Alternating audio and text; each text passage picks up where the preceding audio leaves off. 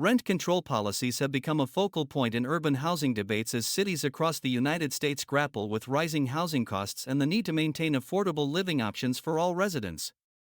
These policies are designed to cap the amount landlords can increase rent annually, aiming to protect tenants from sudden and unsustainable price hikes that could lead to displacement or homelessness. Rent control, or rent stabilization policies, are regulations that municipalities enact to control the rent level for residential properties.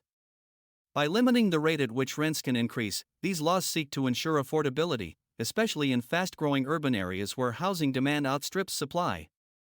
The core objective is to provide stability for renters, particularly low-income families, seniors on fixed incomes, and long-term residents who contribute to the cultural and social fabric of their neighborhoods.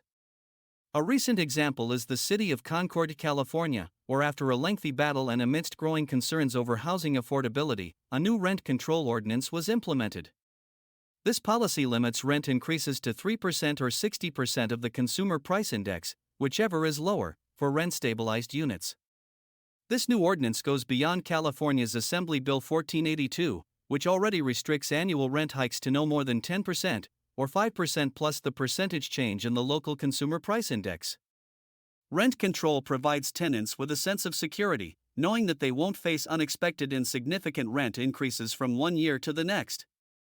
By controlling rent increases, these policies help prevent displacement of long-term residents who might not otherwise afford to stay in their homes as local housing markets heat up. Stable communities foster greater social cohesion and enable families to put down roots, which is beneficial for schools and local businesses that rely on a steady clientele. However, rent control is not without its critics who argue that it can lead to several unintended consequences. Landlords may feel less incentivized to maintain or improve rental properties if they can't increase rents to cover the costs, potentially leading to deterioration in the quality of housing. Critics also argue that rent control can deter new construction and reduce the overall housing supply, as developers and investors may find it less attractive to build rental properties in areas with strict rent caps.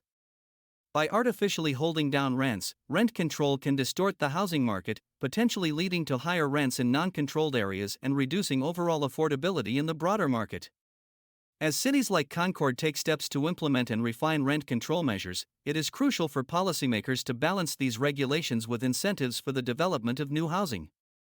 Ensuring a healthy housing market that benefits both renters and landlords will require innovative solutions that address the root causes of housing shortages and affordability.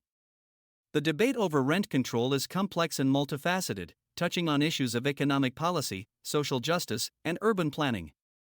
As such, it remains a pivotal area of public policy that calls for ongoing analysis, discussion, and adaptation to meet the needs of diverse populations in a changing economic landscape.